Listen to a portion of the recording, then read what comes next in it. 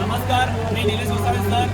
आज 6 जुलै आझाद मैदान युवा प्रशिक्षणार्थी संघटना महाराष्ट्र राज्य वतीने आज संपूर्ण महाराष्ट्रातील जे युवा संघटनेचे प्रशिक्षणार्थी आहेत त्यांनी 11 महिने प्रशिक्षण घेतलेलं आहे. ते सगळ्या प्रशिक्षणार्थ्यांना न्याय मिळाला पाहिजे, त्यांना कायमस्वरूपी रोजगार मिळाला पाहिजे, यासाठी आपण आज 6 जुलै ते आंदोलनाला डिक्लेअर केलं होतं. आज एवढ्या पावसात हे सगळे एक दोन लोक जे दोन याप्रमाणे सगळे जिल्ह्यातील एक प्रतिनिधी आलेले आहेत.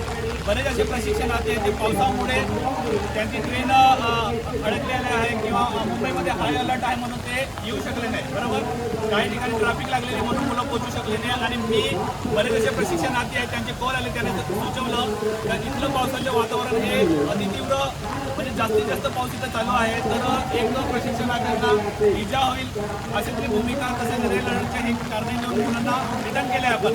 पण जे इथे आझाद मैदानाला पोहोचून गेले होते जे प्रशिक्षणार्थी त्यांना घेऊन आम्ही आंदोलन काही मागे घेतलं नाही, कारण की आझाद मैदानावर संपूर्ण ठिकाणी ज्यांनी त्यांनी निवेदन दिले होते सगळ्यांचे आंदोलन चालू आहे.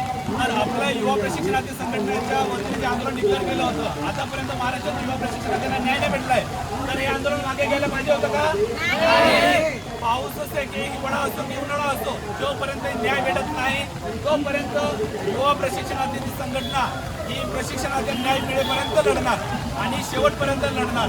या भऱ्या पावसात जे घरी बसलेले ते प्रशिक्षणार्थी जे येऊ शकले नाही, काही जे लोक जात पोचून आले नाहीत, हे जे लोक लढत आहे हे आपल्यासाठी लढत आहे. 2 टायमाचं जेवण भेटायला पाहिजे, एक सन्मानपूर्वक एक झोप भेटायला पाहिजे, यासाठी लढत आहे.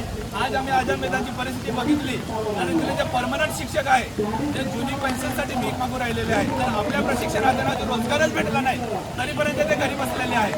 वय मात्र त्यांचे 60 झालेले आहेत, तरी ते आजपर्यंत आझाद मैदान सोडत नाही.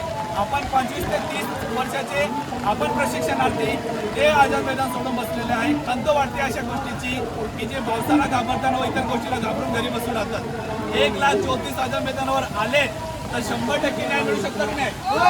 न्याय मिळू शकतो. आणि यांना पण रोजगार पाहिजे आहे, सगळ्यांना रोजगार पाहिजे आहे. म्हणून हे मुलं पावसाळा उन्हाळा बघत नाही आणि येत असतात. हे महिला बघा, हे 2 महिला या आंदोलनात आल्या आहे, यांची किती तळमळ आहे, एक पण आंदोलन सोडत नाही. हे जळगाव सबीरा मॅडम आणि संबंधित मॅडम, तर यांना रोजगार पाहिजे, आपला परिवार चालवते. या सगळ्या गोष्टी असून सगळ्या परिवाराचे ताण असून मुली असून महिला असून तरी ते आझाद मैदान काढतात. तर येणाऱ्या काळामध्ये जर या आंदोलनाचा रिझल्ट आला नाही किंवा काही निकष जो निकष आला तो आपल्यासमोर देण्यातच येणार. पण जो पण निकष येईल प्रशिक्षणार्थी मागे सरकत नाही. सरकतात का? किती अलर्ट राहू, हाय अलर्ट राहून तरी आम्ही आंदोलन करणार, रोजगार मिळेपर्यंत करणार की नाही? युवा प्रशिक्षणार्थ्यांचा जोपर्यंत रोजगार भेटत नाही तोपर्यंत माघार घेणार का आपण?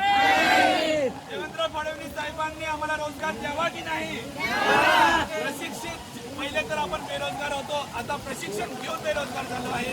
जे आश्वासन जे मंत्र्यांनी आपल्याला दिले होते ते आश्वासन युवा प्रशिक्षणार्थी संघटनेच्या वतीने आम्ही जे आपल्याला निवेदन पारित केले आहे की संपूर्ण महाराष्ट्रामध्ये जे जे कंत्राटी तत्वाचे रिक्त पद असेल सगळ्या आस्थापनाच्या त्या आस्थापनाच्या पहिलं प्राधान्य कोणाला द्यावं? प्रशिक्षणार्थ्यांना. रिक्त पद नाही आहे असं नाही, प्रत्येक डिपार्टमेंटचे रिक्त पद आहे आणि त्या डिपार्टमेंटवर कंत्राटी तत्वाची नियुक्ती संबंधित प्रशिक्षणार्थ्यांनी ज्या ज्या आस्थापनामध्ये ट्रेनिंग घेतलेली आहे त्या ट्रेनिंग घेतलेल्या त्याच आस्थापनाला प्रशिक्षणार्थ्यांना कायमस्वरूपी रोजगार मिळावा की नाही? त्यासाठी आम्ही हे 11 महिने आंदोलन केले आणि यापुढे जोपर्यंत न्याय भेटणार नाही तोपर्यंत आंदोलन करणार की नाही? तर आम्ही जे आवाहन करत आहे सध्याच्या स्थितीमध्ये येणाऱ्या काळात जर पुन्हा आंदोलन झालं तर मी पुन्हा सांगतो आम्ही मागे सरकणारे लोक आहेत का? जोपर्यंत न्याय भेटत नाही प्रशिक्षणार्थ्यांना तोपर्यंत हा लढा जाहीर राहणार की नाही?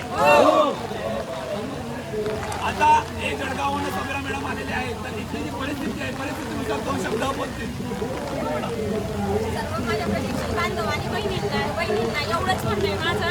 आज इथे परिस्थिती अशी आहे की पाऊस आहे, एक मिनिटही विश्रांती घेत नाहीये. त्याच्यामध्ये आपले बाकीचे प्रशिक्षणार्थी जे इच्छुक होते ते राहून गेले, कुठेतरी अडकून गेले, ट्रेन बाकीच्या कॅन्सल झाल्या त्याच्यामुळे ते येऊ शकले नाही. पण तुम्ही बाकीचे जे येणारे होते ते इथले होते, त्यांनी इथे यायची गरज होती का? आम्ही फक्त त्यांच्यासाठीच लढतोय, आमच्यासाठीच लढतोय हे कोणाला वाटलं नाही. आज हे 60 वर्षाच्या वरती त्यांचं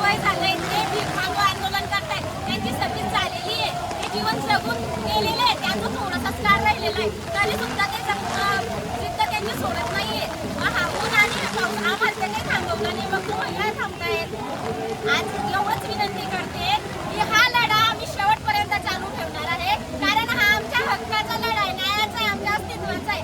आमचं जर हा हक्क आम्हाला मिळाला नाही तर आमचं अस्तित्व जे 2 वर्षापासून आम्ही लढतोय ते अस्तित्व आमचं कायमचं नाहीच होईल.